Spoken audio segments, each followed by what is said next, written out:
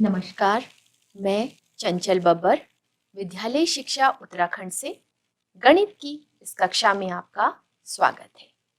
आज हम कक्षा 9 अध्याय 1 संख्या पद्धति नंबर सिस्टम के बारे में विस्तार से चर्चा करेंगे। चर्चा के बिंदु: पाइथागोरस प्रमेय का परिचय, संख्या रेखा का परिचय, संख्या रेखा पर अपरिमेय संख्या √2 का निर्धारण, पाइथागोरस प्रमेय। पाइथागोरस प्रमेय क्या होती है? पाइथागोरस प्रमेय के लिए हमें सबसे पहले एक समकोण त्रिभुज को लेना होता है। समकोण त्रिभुज किसे कहते हैं? तीन भुजाओं से बंद आकृति को एक त्रिभुज कहते हैं तथा जब इस त्रिभुज में एक कोण 90 डिग्री या समकोण होता है तब उस त्रिभुज को हम समकोण त्रिभुज कहते हैं। आप यहाँ चित्र में देख रहे हैं ABC एक त्रिभुज है और इसमें तीन चित्र यहाँ पर बनाए हुए हैं। सबसे पहले हम इस चित्र को देखते हैं। यहाँ पर ABC और आप ध्यान दीजिए हमने लिखा है कर्ण, आधार, लंब। दूसरे चित्र में आते हैं हम, लिखा है उसमें लंब, आधार, कर्ण। अर्थात समकोण त्रिभुज की तीनों भुजाओं का एक विशेष नाम होता है और ये लंब, कर्ण और आधार है। अब प्रश्न यह उठता है कि लंब कौन सी भुजा को कहा जाएगा, आधार कौन सी भुजा को कहा जाएगा और कर्ण कौन सी भुजा को कहा जाएगा। ध्यान देने योग्य बात यह है कि 90 के सामने वाली भुजा को हम कर्ण या हाइपोटेन्यूज कहते हैं। यहाँ भी देखिए 90 के सामने वाली भुजा, और यहाँ भी ध्यान दीजिए 90 के सामने वाली भुजा को कर्ण कहते हैं। और एक इम्पॉर्टेंट बात यह है कि कर्ण समकोण त्रिभुज में सबसे लंबी भुजा होती है।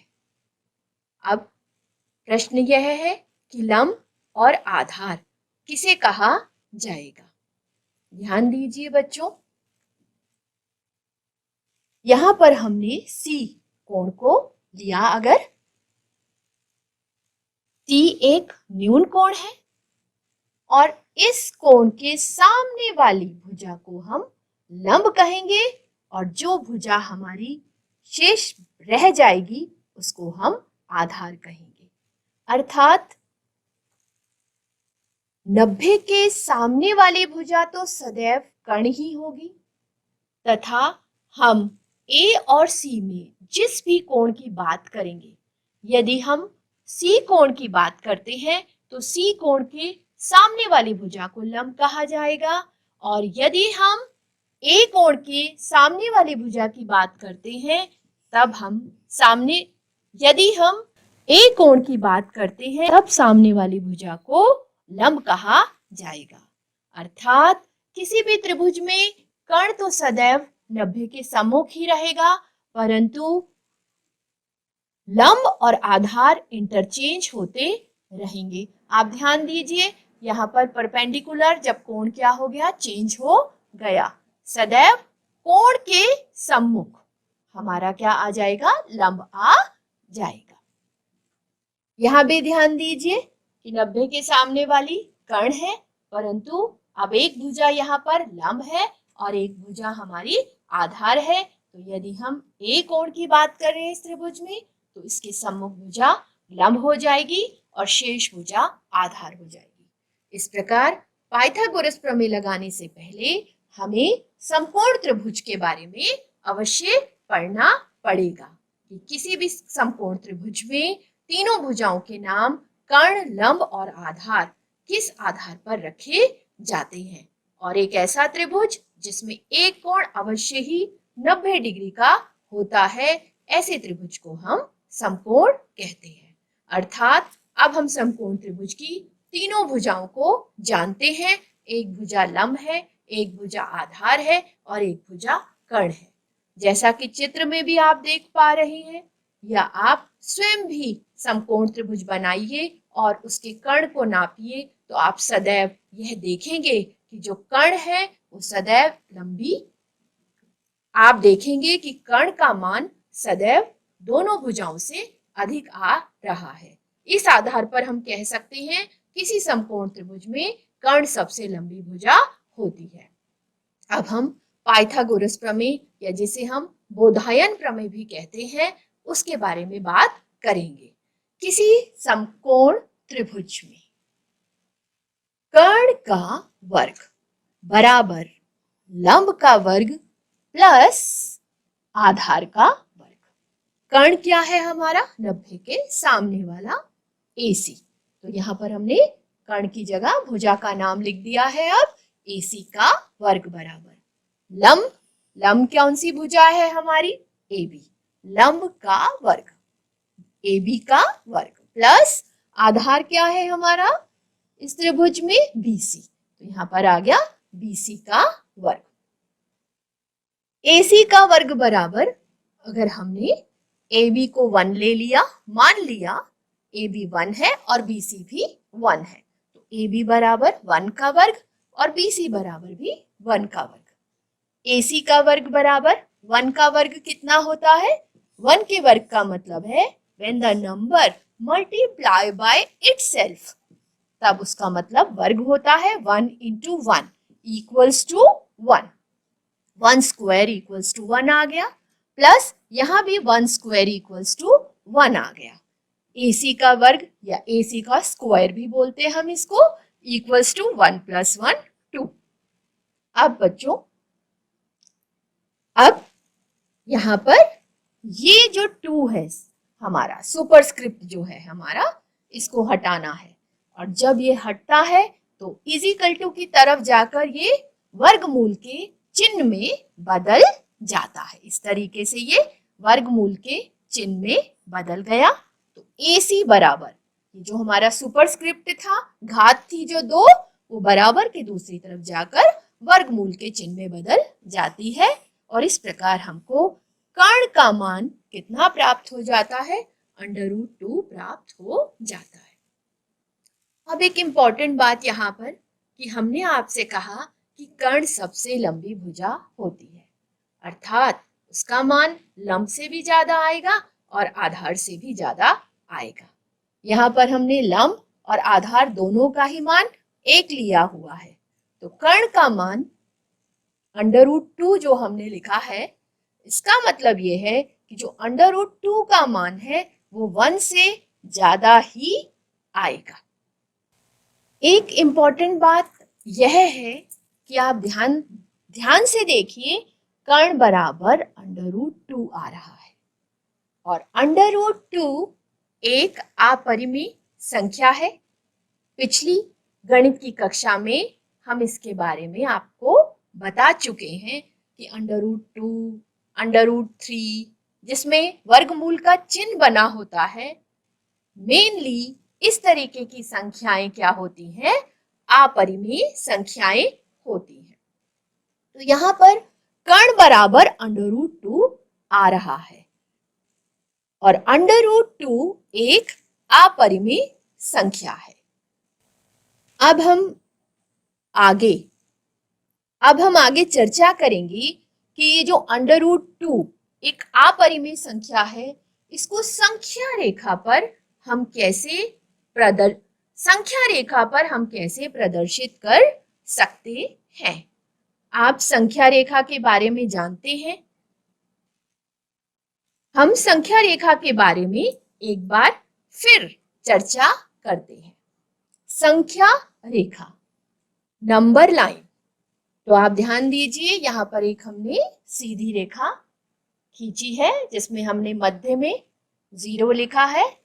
दाईं तरफ ध्यान दीजिए, हमने धनात्मक पूर्णांक लिखे हैं, और बाईं तरफ हमने यहाँ पर ऋणात्मक पूर्णांक लिखे हैं।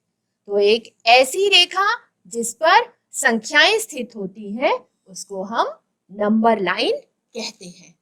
अब हमको इसी नंबर लाइन पर अपरिमेय संख्या √2 का मान प्रदर्शित करना है। आप ध्यान दीजिए कि √2 का मान हम पहले जो आपको बता चुके हैं, यहाँ पर ध्यान दीजिए कि कर्ण बराबर क्या आने वाला है √2। तो ये जो कर्ण का मान है वो हमको क्या मिलेगा √2। यदि लंब भी यहाँ पर हम 1 ले लेते हैं और आधार भी हम 1 ले लेते हैं तो पाइथागोरस प्रमेय के अनुसार √2 किसका मान आता है, कर्ण का मान आता है।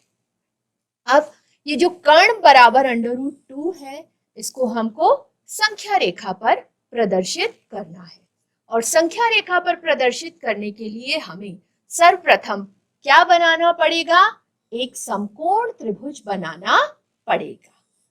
आइए देखते हैं संख्या रेखा पर अपरिमेय संख्या √2 का स्थान निर्धारण किस प्रकार किया जाता है। आपने अभी देखा कि हमको सबसे पहले एक समकोण त्रिभुज का निर्माण करना पड़ेगा और उस समकोण त्रिभुज के निर्माण के लिए हमें आधार जो हमने यहाँ पर AB लिया है उसका मान 1 लेना पड़ेगा। और यह ग्राफ पेपर में आप देख पा रहे हैं कि यहाँ पर हमको लंब का मान भी 1 लेना पड़ेगा। तो यहाँ पर हमारा जो लंब है ये इसका मान भी हमने क्या ले लिया, 1 ले लिया। अब कर्ण मिलाएंगे हम, AC रेखाखंड क्या कहलाएगा, कर्ण कहलाएगा। अब हमें इस ग्राफ पेपर की मदद से AC जो कर्ण है उसको संख्या रेखा पर प्रदर्शित करना है और ये हमने संख्या रेखा यहाँ पर बना रखी है। क्षैतिज रेखा है हमारी, बाईं तरफ भी है, ये हम बता चुके हैं पहले ही आपको। सबसे पहले ग्राफ पेपर पर हम संख्या रेखा बनाएंगे, उसके बाद हम A से B बराबर 1 लेंगे और B से C भी हम 1 लेंगे क्योंकि हम एक समकोण त्रिभुज बनाने वाले हैं जिसका आधार भी क्या हो जाएगा, 1 हो जाएगा और जिसका लंब भी 1 हो जाएगा। अब कर्ण जो AC रेखाखंड है उसका मान √2 आ जाएगा। अब इस कर्ण का ये जो कर्ण बराबर √2 है AC, इसको हमने कहां पर लाना है, संख्या रेखा पर लाना है। संख्या रेखा पर लाने के लिए अब हम कंपास या प्रकार की सहायता लेंगे और उस प्रकार का जो पॉइंटेड एंड है A पर रखा जाएगा और पेंसिल जो है वो C पर रखी जाएगी। अर्थात हम A से लेकर C तक की दूरी को प्रकार से नाप लेंगे और जो पेंसिल है हमारी वो C पर आएगी और हमारा जो केंद्र बिंदु होगा वो A होगा और अब हम C से होते हुए एक चाप लगाएंगे और वह चाप संख्या रेखा को बिंदु D पर काटेगा। अब यहाँ ध्यान दीजिए, यहाँ A पे हमने 0 लिखा है, B का मान कितना है, B का मान 1 है और इसके बाद कितने खाने आप गिनेंगे, देखिए 1 2 3 4, 4 खाने आ रहे हैं। इसका मतलब ये हमारा √2 का मान हो जाएगा और √2 का मान कितना हो जाएगा, हमारा A से लेकर D तक हो जाएगा और √2 है वो क्योंकि कर्ण जो है वो कहाँ आ चुका है, संख्या रेखा पर आ चुका है। और सीधा आप यहाँ पर ग्राफ पेपर पर देखिए 1.4 अर्थात √2 का मान 1.4 आता है। यहाँ पर मैंने जो भी डिस्कस किया उसको हमें रचना के चरणों के रूप में भी लिखना है। हल में हमें ज्योमेट्रिकल फिगर तो ये बनाना ही है, हल में हमें निरूपण तो करना ही है, परंतु हमें रचना के चरणों को भी क्रमबद्ध रूप से लिखना है। हम जिस प्रकार रचना कर रहे होंगे उसी प्रकार हमको रचना के चरण भी लिखने हैं। तो नंबर 1, सबसे पहले हमने क्या किया था, हमने AB रेखाखंड खींचा था और AB रेखाखंड हमने किसकी सहायता से खींचा होगा, रूलर या पटरी या स्केल की सहायता से खींचा होगा। तो आप लिख सकते हैं पटरी की सहायता से, यहाँ पर जो फर्स्ट नंबर पे चरण लिखा जाएगा वो आएगा पटरी की सहायता से। और क्या खींचा हमने? रेखाखंड। तो यहाँ शब्द कौन सा आएगा हमारा? रेखाखंड। पटरी की सहायता से रेखाखंड। कौन सा रेखाखंड खींचा हमने? AB। कितना खींचा? 1 सेंटीमीटर, क्योंकि स्केल में आपने देखा होगा सेंटीमीटर, इंचेस, मिलीमीटर के चिन्ह बने होते हैं। तो AB बराबर हमने 1 कितना? सेंटीमीटर खींचा। उसके बाद हमने क्या किया? बिंदु B पर हमने 90 डिग्री। अब 90 डिग्री का कोण यहाँ बनाना ही नहीं पड़ेगा, क्योंकि यहाँ पर हमने किसकी मदद ली हुई है? ग्राफ पेपर की मदद ली हुई है। तो हम एक ऊर्ध्वाधर रेखा खींचेंगे। तो यहाँ पर हम लिख सकते हैं कि हमने यहाँ पर, अब दूसरा चरण क्या आएगा? हमने रेखाखंड BC। कौन सा रेखाखंड खींचा हमने? BC। और BC बराबर कितना है? BC बराबर भी 1 है। BC बराबर 1 सेंटीमीटर खींचा। उसके बाद फिर आपने क्या किया? तीसरा पॉइंट आ जाएगा। अर्थात रचना के चरणों को उसी तरीके से लिखना है जिस तरीके से आप रचना करते चले जा रहे होंगे। तो सबसे पहले AB खींचा आपने, फिर आपने BC खींचा, फिर आपने कौन सा रेखाखंड मिलाया? AC। तो आप लिखेंगे रेखाखंड, रेखाखंड, रेखाखंड AC मिलाया। और रेखाखंड AC क्या है? √2 है। अब क्या किया हमने? अब किसकी सहायता ली हमने? प्रकार की सहायता। किसकी सहायता ली? प्रकार की सहायता। और प्रकार की सहायता से क्या किया हमने? बिंदु A को क्या माना हमने? इस बिंदु A को क्या माना? केंद्र। प्रकार की सहायता से बिंदु A को क्या माना? केंद्र मानकर, और कितनी त्रिज्या ली? कितनी त्रिज्या ली? AC त्रिज्या, कर्ण के बराबर AC त्रिज्या लेते हुए क्या लगाना है? चाप लगाना है। वृत्त के एक भाग को, वृत्त की परिधि के एक भाग को हम क्या कहते हैं? चाप कहते हैं। केंद्र मानकर AC त्रिज्या लेते हुए, AC त्रिज्या हमने क्या किया? एक चाप खींचा। क्या खींचा हमने? एक चाप लगाया भी लिख सकते हैं, खींचा भी लिख सकते हैं। एक चाप लगाया, और वो किसको काट रहा है? वह चाप संख्या रेखा को बिंदु D पर काटता है। वह चाप संख्या रेखा को, वह चाप संख्या रेखा को, संख्या रेखा को किस पे काटता है? बिंदु C पर काटता है, बिंदु D पर काटता है, बिंदु D पर काटता है। और हमारा उत्तर लिखना है, लास्ट पॉइंट जो लिखना है, 5th पॉइंट, लास्ट पॉइंट हो गया। तो क्या हो जाएगा? AD। कौन सा रेखाखंड, कौन सी दूरी? AD दूरी। तो AD बराबर क्या आ जाएगा? √2, और √2 इक्वल्स टू कितना आ जाएगा? 1.4। तो √2 का मान हमको सीधे सीधे ग्राफ से 1.4 प्राप्त हो जाता है।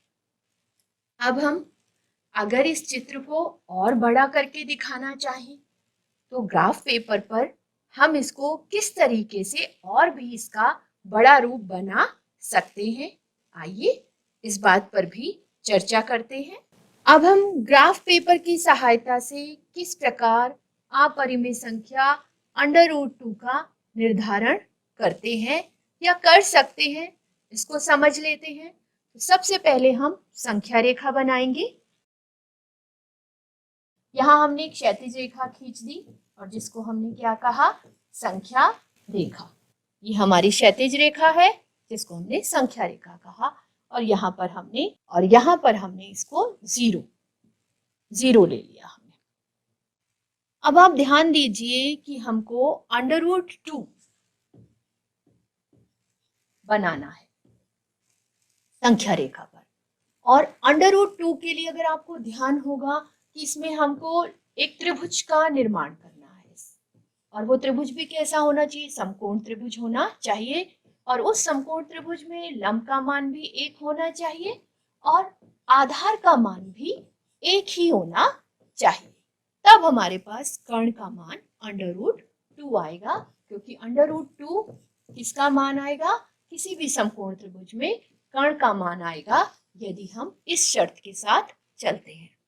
अब आप ध्यान दीजिए कि हमने जो स्केल देखते हैं, हम जिस स्केल का दैनिक जीवन में रोज प्रयोग में लाते हैं, अपने ज्योमेट्री बॉक्स में जिस रूलर को प्रयोग करते हैं, उसमें सेंटीमीटर, इंचेस के निशान बने होते हैं। लेकिन आप ध्यान दीजिए 0 से 1 सेंटीमीटर के बीच में भी कुछ खाने बने होते हैं, और वह खाने कितने होते हैं, वह खाने 10 होते हैं। 1 से 2 सेंटीमीटर के बीच में भी वह खाने 10 होते हैं। इस प्रकार प्रत्येक सेंटीमीटर में खानों की संख्या बराबर होती है और वह 10 होती है। यदि हम अब एक समकोण त्रिभुज का निर्माण करते हैं जिसका लंब भी 1 है और आधार भी 1 है, आप ध्यान दीजिए यदि हम आधार का मान 1 बनाते हैं, लंब का मान भी 1 बनाते हैं, तो कर्ण ये आएगा और यहाँ पर समकोण त्रिभुज तो बन जाएगा, परंतु आप देख पा रहे हैं समकोण त्रिभुज का मान बहुत ही छोटा आ रहा है। तो अब हम क्या करने वाले हैं, इस त्रिभुज का मान बढ़ाने वाले हैं, यानी कि अपने स्केल को क्या करने वाले हैं, अब हम अपने स्केल को क्या करने वाले हैं, मैग्नीफाई करने वाले हैं कि यह चित्र जो है उसका रूप कैसा हो जाए, बड़ा हो जाए। उसके लिए हम अपने स्केल में कुछ परिवर्तन करने वाले हैं। स्केल में खाने तो 10 ही रहेंगे, परंतु 0 से 1 के बीच में आपके जो स्केल के 10 खाने हैं, वो अब हमारी चॉइस है कि हम 1 कहाँ लिखते हैं। अब हम इस ग्राफ पेपर पर ध्यान दीजिए, 1 कहाँ लिखेंगे, जिससे हमारा जो समकोण त्रिभुज है उसका जो आकार है बिल्कुल सही बनना चाहिए, ना बहुत छोटा बनना चाहिए और ना ही बहुत बड़ा बनना चाहिए। उसके लिए अब हम क्या करने वाले हैं, ध्यान दीजिए, थोड़ा सा स्केल को अब हम अपना स्केल लेंगे। 0 तो यहाँ लिखा, अब हमारी मर्जी है कि हम 1 यहाँ लिखते हैं। हमने यहाँ लिख दिया 1। अब आपको मालूम है कितने खाने हैं यहाँ पर, 10, 20, 30, 40, 50।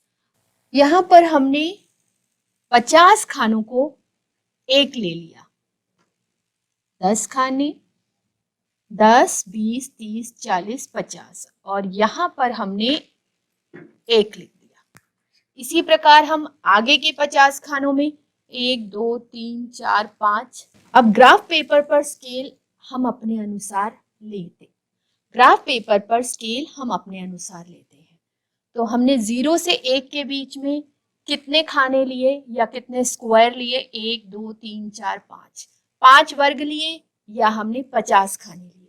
अब हम 2 लिखेंगे, दूरी क्या होनी चाहिए, समान होनी चाहिए। तो दूरी समान के लिए अब आगे हमें कितने वर्ग लेने पड़ेंगे, 5 वर्ग हमने पहले लिए थे 0 से 1 के बीच में, 1 से 2 के बीच में भी हम 5 ही वर्ग लेंगे, 1, 2, 3, 4, 5। यहाँ पर हमने 2 लिख दिया।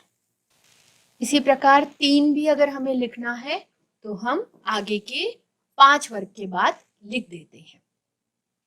अब हमने क्या करना है, √2 का मान इस ग्राफ पेपर पर बनाना है, और उसके लिए हमें एक समकोण त्रिभुज बनाना है। लंब का मान 1 और आधार का मान भी 1।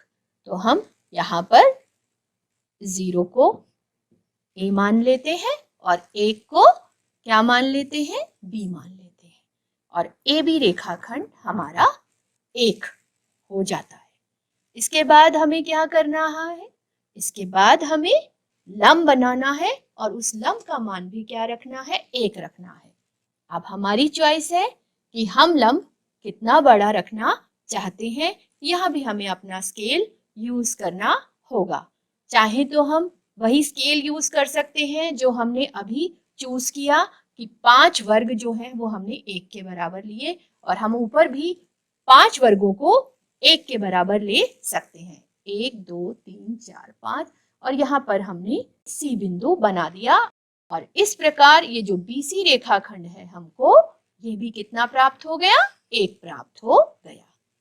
ये भी हमारा 1 है आधार, और लंब भी कितना हो गया हमारा 1 हो गया। अब हम रेखाखंड AC को मिला देंगे और रेखाखंड AC कितना हो जाएगा, कर्ण है और उस कर्ण का मान √2 हो जाएगा। और यहाँ पर हमारा कौन सा त्रिभुज बन गया, यहाँ पर हमारा समकोण त्रिभुज बन गया। अब आपको किसकी सहायता लेनी है, प्रकार की सहायता लेनी है।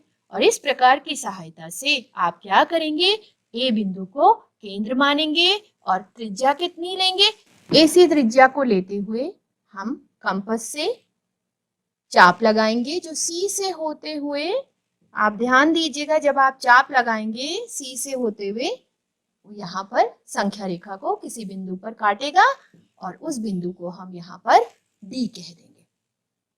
अब आप ध्यान दीजिए, यहाँ पर हमारे कितने खानों के बाद हमको D प्राप्त हो रहा है, ये तो हमारा 1 है, ये हमारा 2 था, ये D हमारे को कितने खानों के बाद मिल रहा है, 1 के बाद, हमको 20 खानों के बाद मिल रहा है।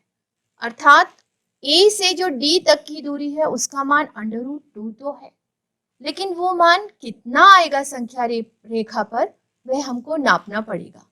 हमने स्केल बदल दिया था, जब हमने स्केल बदल दिया तो हमको जो मान प्राप्त हो रहा है उसको भी क्या करना पड़ेगा, पैमाने के अनुसार बदलना पड़ेगा। पैमाने के अनुसार हम किस प्रकार बदलेंगे, यहाँ पर आप ध्यान दीजिए कि हमने सबसे पहले जो पैमाना माना था वो पैमाना यहाँ पर हमको लिखना पड़ेगा कि हमने संख्या रेखा पर कौन सा पैमाना माना।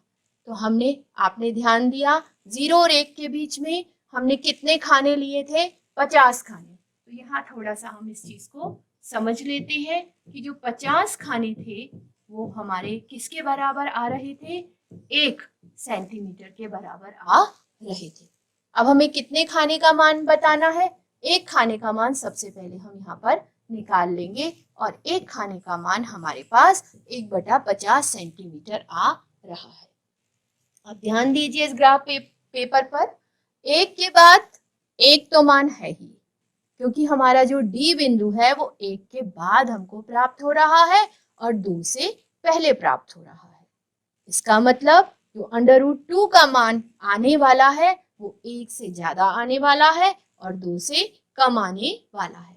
पहले भी हम आपको बता चुके हैं, कर्ण सबसे लंबी भुजा है, अर्थात कर्ण का मान लंब से भी ज्यादा आएगा और आधार से भी ज्यादा आएगा, अर्थात √2 का मान 1 पॉइंट समथिंग आने वाला है। अब √2 का मान 1 से ज्यादा आने वाला है। तो किस प्रकार अब हम इसकी गणना करते हैं, इसको हम देख लेते हैं कि 1 खाने का मान 1/50 सेंटीमीटर आ रहा है और 1 से लेकर यानी कि B जो हमारा 1 सेंटीमीटर पे निशान है और D कितने खाने आ रहे हैं, 20 खाने आ रहे हैं। तो हम 20 खानों का मान ज्ञात कर लेते हैं। 20 खाने किसके बराबर आएंगे, अगर 1 खाने का मान 1/50 है तो 20 खाने ज्यादा है और ज्यादा के लिए क्या किया जाता है, मल्टीप्लाई किया जाता है। तो हमने 1/50 और मल्टीप्लाई में क्या लिख दिया, 20 सेंटीमीटर। अब यहाँ पर हम इसको सॉल्व करेंगे, 0 से 0 कैंसिल हो जाएगा, 2/5 आया और आप 2/5 को जब सॉल्व करेंगे तो कितना आ जाएगा, कितना आएगा, 0.4 आ जाएगा। अर्थात हमारा जो B से लेकर D तक की दूरी थी, ये जो BD दूरी थी, सिर्फ हम किसकी बात कर रहे हैं, BD दूरी की, तो BD दूरी का मान कितना आ जाएगा, 0.4 आ जाएगा। और हमको कौन सी दूरी चाहिए अब, AD दूरी, क्योंकि हमारा जो कर्ण है √2 AD उसका मान कितना आएगा, 1 तो था ही और उसमें BD और जुड़ जाएगा और 1 में आप 0.4 जोड़ देंगे तो आपको कितना मान प्राप्त हो जाएगा, 1.4 प्राप्त हो जाएगा। तो √2 इक्वल्स टू कितना आ जाएगा, 1.4। कहाँ कौन सी दूरी है ये, AD दूरी, जो कर्ण है वो AD और वो कितना आ जाएगा, √2 इक्वल्स टू 1.4। तो सबसे पहले कभी भी आप ग्राफ पेपर का प्रयोग करते हैं पैमाना लिखना बहुत जरूरी होता है। यहाँ पर क्षैतिज रेखा है जिसको हम एक्स एक्सिस भी कहते हैं, या हमने यहाँ पर संख्या रेखा लिखी है तो यहाँ पर हम पैमाना लिख देते हैं।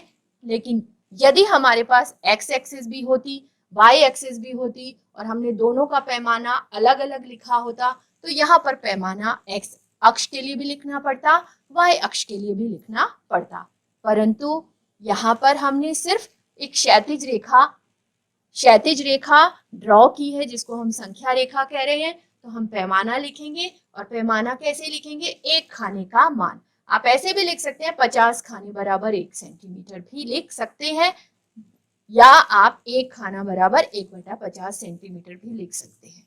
तो मैंने सिंपल तरीके से बिल्कुल यहाँ लिख दिया 50 खाने बराबर 1 सेंटीमीटर।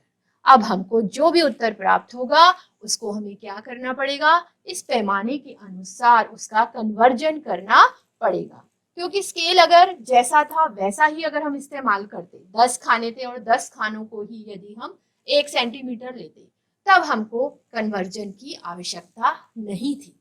परंतु हमारा चित्र या समकोण त्रिभुज यहाँ पर बहुत छोटा बन रहा है, उसके लिए हमें क्या करना पड़ेगा, अपने रूलर का प्रयोग करते हुए उसके खानों को, उसके जो खानों का मान है उसको क्या करना पड़ेगा, बदलना पड़ेगा। जैसे हमने यहाँ पर लिया है कि 50 खानों को हमने 1 मान लिया। आप इसको और बड़ा दिखाना चाहते हैं तो आप 100 खानों को भी 1 सेंटीमीटर ले सकते हैं और उस अनुसार पैमाना आपका बदल जाएगा, 100 खाने बराबर 1 सेंटीमीटर। और y अक्ष पे भी यदि आप लंब का मान और बड़ा करना चाहते हैं तो आप उसी अनुसार, आपको जिस अनुसार अपना चित्र चाहिए, आप लंब का मान बढ़ाते चले जाएंगे और आप उसको 1 मान लेंगे। अब आप लंब का मान भी कितना ले लेंगे, यहाँ पर बढ़ा लेंगे, जितना आपने AB लिया है उतना ही आप क्या लेंगे, BC। यदि आपने